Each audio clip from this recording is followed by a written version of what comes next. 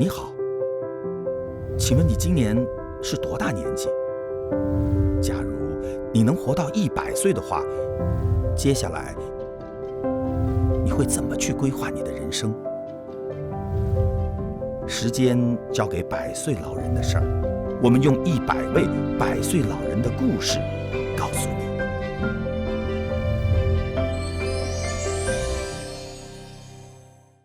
人生10000年官方合作伙伴山润山茶油，健康好油，山润山茶油。人生需要等待，人生10000年，精彩一会儿回来。等待是为了更好的遇见，人生10000年，精彩继续。人生10000年官方合作伙伴山润山茶油，健康好油，山润山茶油。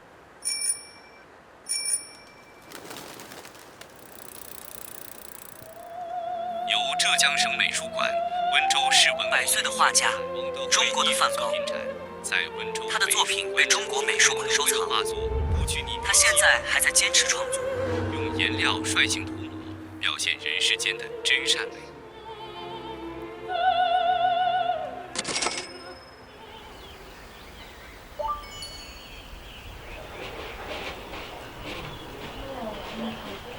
休息去了，吃不消的。这个我来搞。每天绘画的惬意时光，总会被不合时宜的打断。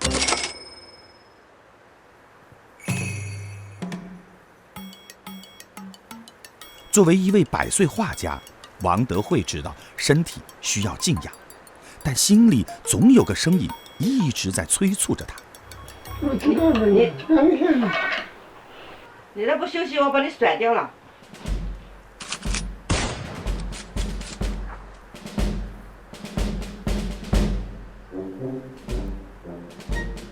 给我。我在动，这个房子你不要动。啊，不要动啊，不动，我不动，你放这里，去洗手。这个我来拿，你甩掉。大致上一个兰考啊，这个底吧。还有明天，后天还要画。现在居住在浙江杭州市的王德惠，有着苦难的童年和清贫的一生。他考入过国立艺专，也上过抗美援朝的战场，最终坎坷的一生和绘画艺术紧紧连在一起。可他的笔下却有着最明快绚丽的色彩。我叫王德惠，今年101岁。平时呢爱好画画，我喜欢西方的印象派，荷兰的梵高。毕业于中国美术学院，作品跨界油画、国画还有书法，作品被中国美术馆、巴黎国际艺术城、美国苹果公司永久收藏。业界评价王德惠是共和国培养起来的具有自由思想、独立人格的画家，而家人说他呀就是一位画痴。我家里没有别的财产，画册就是我的财产。抽屉里也是许多都是画册，希利印刷的，这一套也是我自己买来的。这也是画册。对王德惠来说，生活可以过得平淡如水，可该买的画册却一本也不能落下，毕生积蓄几乎都投入其中。那时候大概00几年，买了3、4万呢，才买了几本。我就问他，我说你这么贵啊油画？在王德惠的耳濡目染下，祖孙3代都成了画家。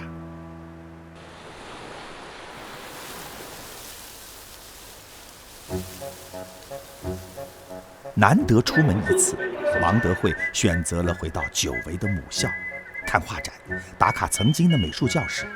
只要是跟画画相关，王德惠都心满意足。爷爷，他用的这个颜料有没有什么特殊性？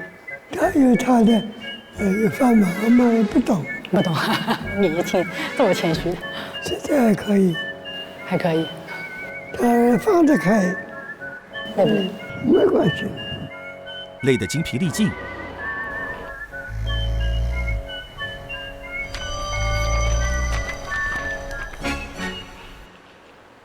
才肯回家。今天下午休息，太累了，啊。你不是太累，你还小呢，你今年刚才1岁还得有，是吧？还是1岁。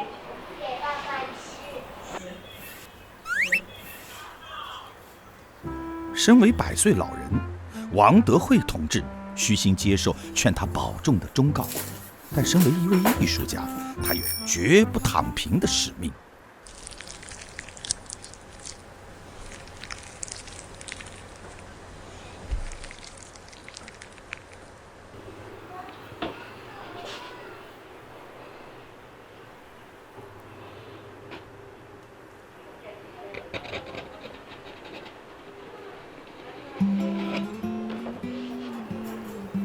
突然，我们就理解了保姆的严加看管。如今的王德惠要完成一幅新的创作，确实是以透支体力为代价的。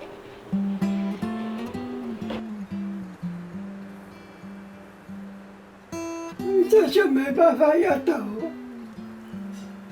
这个底画好不画了，明天再画，啊，休息，休息了就休息。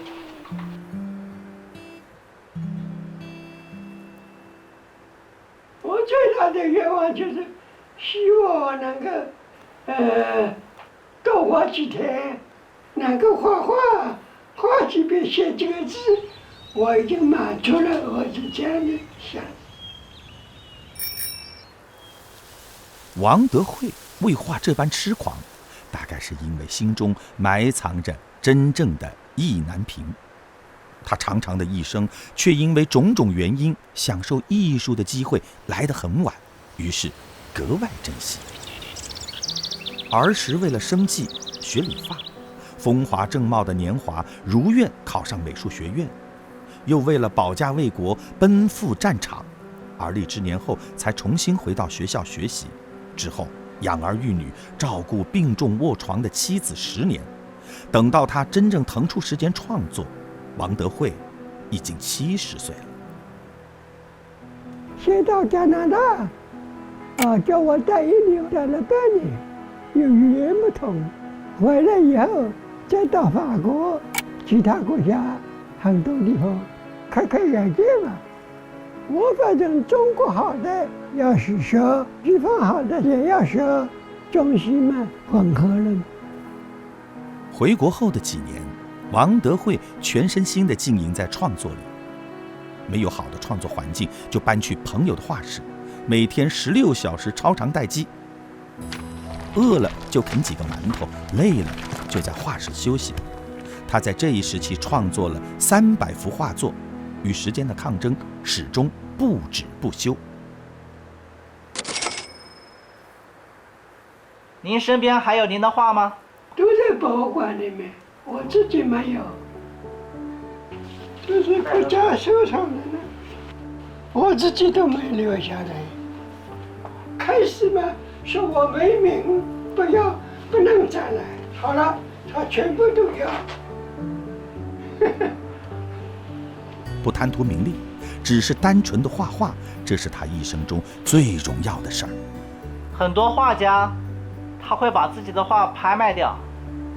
拍卖掉，我不搞这些，因为拍卖掉你无非拿了几个钱吃掉，是吧？我没这个要求。对画画本身，王德惠总有说不完的话，而画画之外的枝节都不是他所在意的了。这幅字是谁送给您的？这个我写的，我自己写的。因为种子之交淡如水嘛，有很多朋友，亲戚朋友来了，我连一杯水都没有，是吧？就茶叶也没有，就一杯清茶嘛，这种子之交淡如水嘛。一心问道，终得反哺。他的朴实和纯粹给了他思想的自由，也为他注入了生命的活力。这位100年之龄的艺术家之心，看似淡如清水，却有着最斑斓的内里。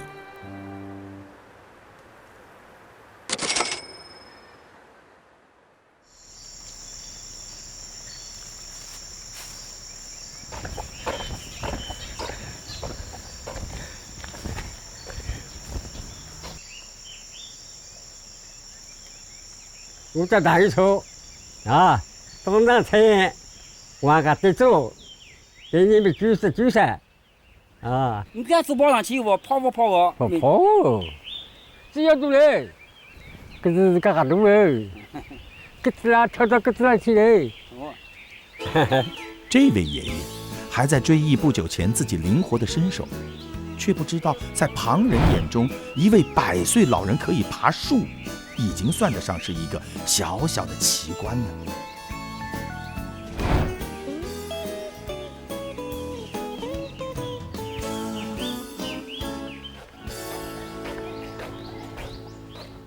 99岁的唐有初，一生和农地相依，除了睡觉外的其余时间，他几乎都在野外游逛。村里的枇杷树、龙虾池、菱角塘，处处都有他矫健的身影。有菱角塘的人家都知道，气温最高的日子就是菱角收获的时节了。唐有初理所当然地把这项工作视为自己的分内事儿。顶着户外40多度的高温，唐有初一口气就采了4、5个小时。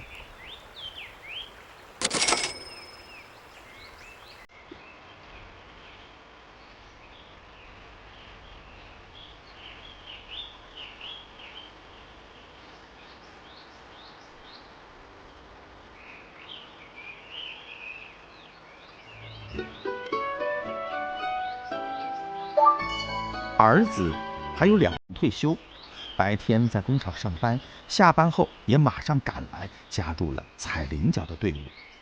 劝阻老父亲不要干了，这个任务他早就放弃了。我女儿骂我嘞，她说你这良心这么黑的，叫爷爷这么大年纪还要去采菱角。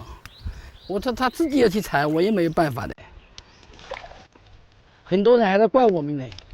我们好像没有良心的，没有孝心，这么大年纪了，让他去采菱角，太危险了。他不是这样想的吧？他说不干不行的嘛。他有时候说，他说好像那个电瓶车啦。啊，谁家我人家看看老头，啊，有种老头子了，啊，光吃没下去，我我这个也做的。我到里面在比呀，我到了里面从那个里面，我来打2个人了，跟你冲我那个，我老头子的，啊，跟你生气了，对得好了。一个人都是在的哦，对吧？早搞努力要做到快，哦，要开心呀，个天啊老热了，啊，我这一个，所以就好哦。对不对？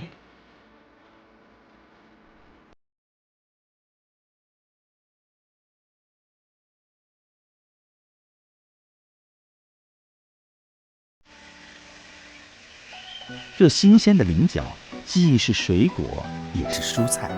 采摘后第一时间享用，最能够感受到它的脆嫩和清甜。儿媳妇每要给老人炒上一盘尝鲜，但唐有初却惦记着今天的收获能不能够及时出手，卖个好价钱。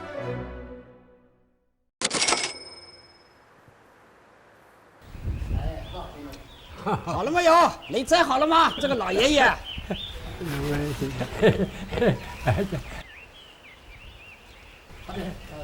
来呀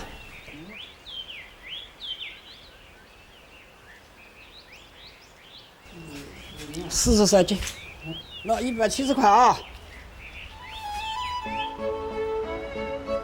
对了啊，对不对？对了啊！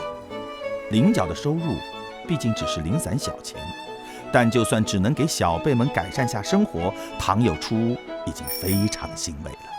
有的人睡得来人干啊，有的人也是人干啊嘛，对吧？有种小人那是看样子，咱个年纪，光是钞票有啥问题？要有的人嘛，有的人也这个干了嘛，对吧？啊，在中国家庭的传统里，做长辈的往往为了自己看重的人过得更好一点，甘愿忍耐。所有劳作的苦，在唐有初看见家人笑脸的那一刻，全烟消云散了。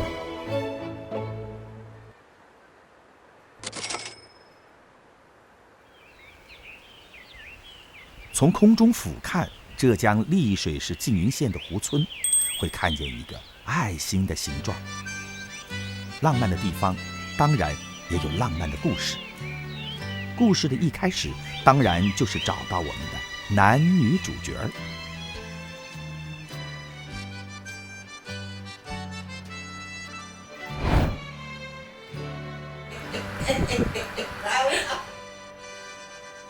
我开门哪来了？有啊，就认识。结婚78年了。78年前，杨杏菊怀着孕，第一任丈夫却意外去世。胡开明把她娶进门，将小孩抚养长大。今日做那个了，我是长沙生了。那就是这个来代表后呢？杨杏菊意识到胡开明是个值得托付的人，而家境贫困的胡开明在30几岁才等来这个老婆，更是视若珍宝。这样的相互依恋，一路到老也没有丝毫减弱。两个人都特别爱一点这个，可以。我记住还鸟味到这个来了，医院的天气。半上次两个人吧做鸡蛋的吧，结果的这个，可以叫我做鸡，之后呢的这个，可以我做脚肉，对是吧？还有啥人都做得来是干是吧？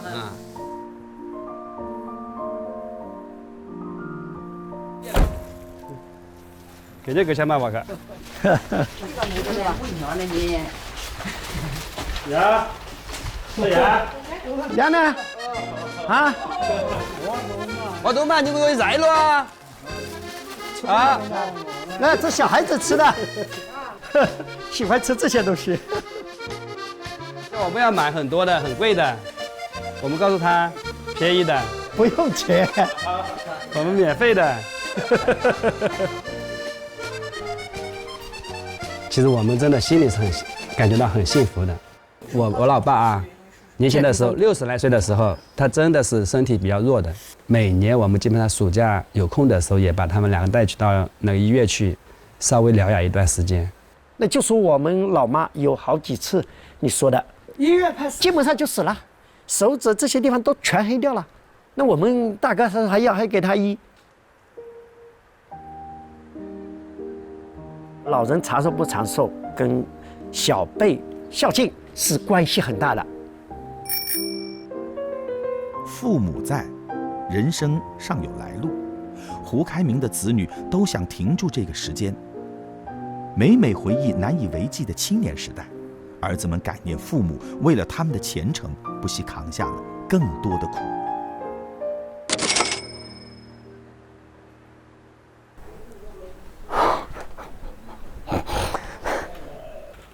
我记得我应该是我嘛，上高一了应该，到那个考入建中学，但是我们妈妈那个应该用个银手镯呢。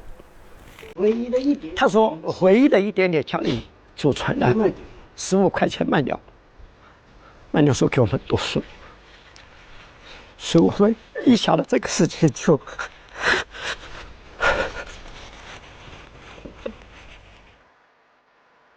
在父母的坚持下，3兄弟都走出了大山，站上讲台，成为老师。而老两口也已经迎来了暮年。西方人将婚姻满80年叫做橡树婚。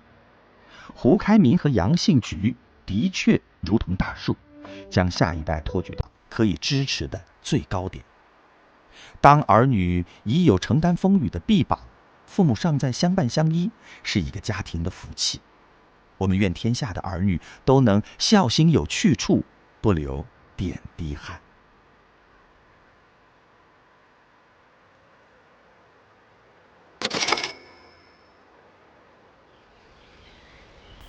以竹海闻名的小县城安吉，青山绿水好地方。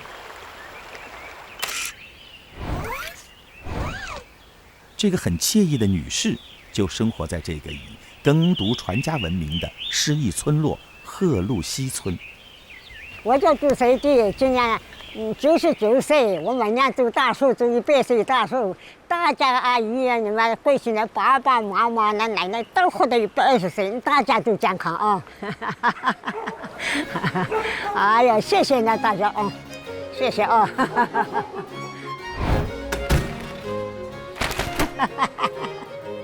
要说朱水地最年轻的一个特质，就是他的大笑，大老远都能听见。谁会相信迎面走来的这位老人家已经100岁了呢？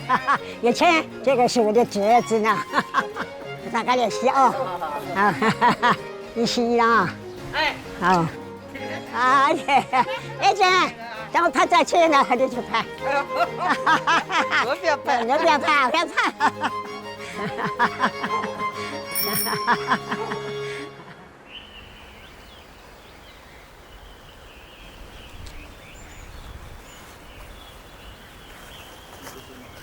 屋前的菜地，屋后的竹林，都是朱水地不可侵犯的领地。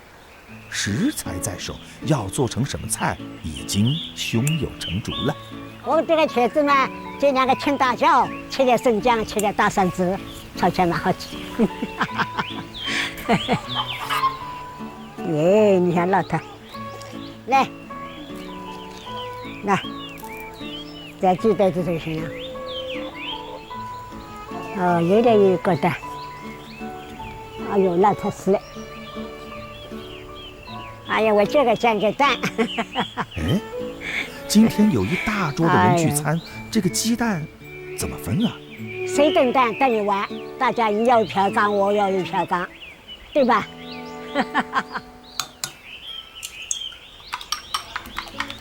好的。好嘞，就这样好炖嘞。哎，好热闹，家里人都回来了。家庭聚餐，厨房里本不缺朱水地一个人手，但100岁的老人家乐意做菜给家里人吃，哎，总不能服了他的心意嘛。起来，哎，那时候还得位置嘞。好。我起来了。4代同堂的大家族都围绕朱水地为核心，这样的大聚会几乎月月都有。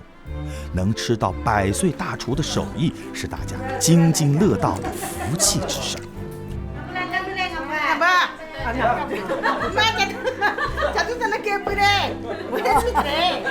我再背把给起来，啊，送到了再背。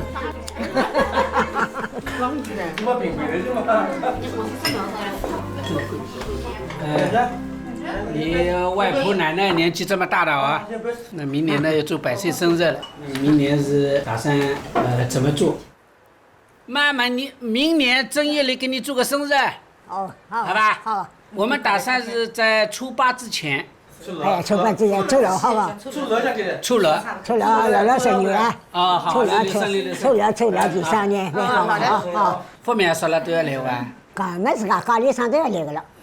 哎，外甥了，能开老表叫呀，干嘛这个了也完了，包完了，你快家光顾一光。哥们，这估计有多少桌数啊？我开了些17、18桌都有，啊，别当了多不，临时都要做，那做一做就不成功，啊，有2个人不受气馁为什么？记得弄嘛要像样的不，对不对？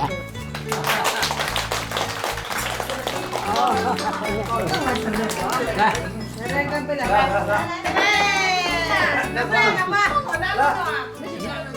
各位看官，你奶奶到底是你奶奶，后辈们就是在朱水地这样的耳濡目染下学会了做人做事。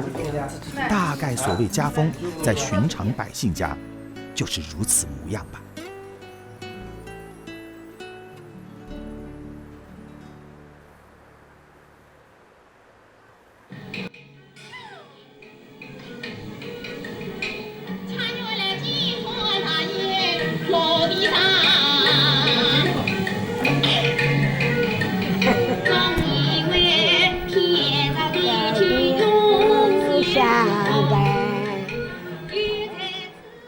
是我驱魔师的，怎么保养的身体，怎么那么好？我跟他们说嘛，小菜也吃的橘子也吃的，有火嘛也干的，我说人家说话说的过头的，他说的重了，我也不讲吃的。那个人就太累了一天天事情嘛，你过这个心里嘛，你不高兴不愉快嘛，那个人身体不大好的，对不啦？现在条件好我们吃苦也吃过，甜的也吃过，辣的也吃过，北京也去过。在这个场地一起玩，笑死了。他说那个老人家那么会爬山，他说你多少年纪？80岁有吧？我这个孙女说的，我老奶奶98了，他说他笑死了，他都唱那样高。在那个长城里头，有些要爬的，他要爬我的照片的，爬去把他老奶奶看看，爸爸看看，老妈看看，像那样似的。我明年我身体好嘛，我要到香港去，走到动物园去的，我去看看。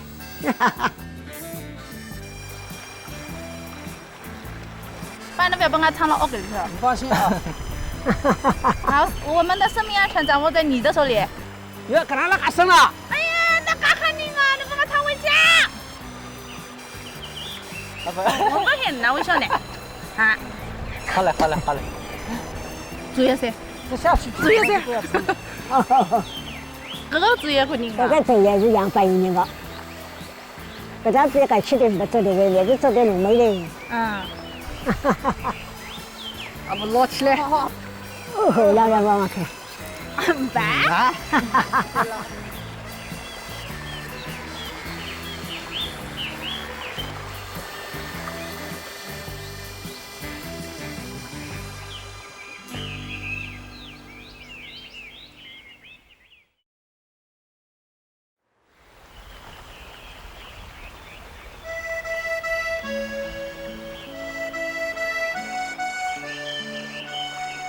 有志者说，人的奇怪之处真是太多了，急于成长，又哀叹失去的童年，以健康换取金钱，又用金钱恢复健康。我们这一次遇见的几位100岁老人都告诉我们知足的快乐。他卖掉你不必拿了几个钱吃掉，我没这个要求。两个人都特别爱一点的过，花脚都快个点，该过的闹不起嘛。一件件事情嘛，你过这个心里嘛，你不高兴不愉快嘛，那个人身体不大好的，对不啦？一个人都是为了我，对吧？少搞努力，要多少坏。既然人生如此无常，又何必去追求虚妄的名利？懂得善待眼前，幸福就握在您手里。因为你的人生本来就是奇迹啊！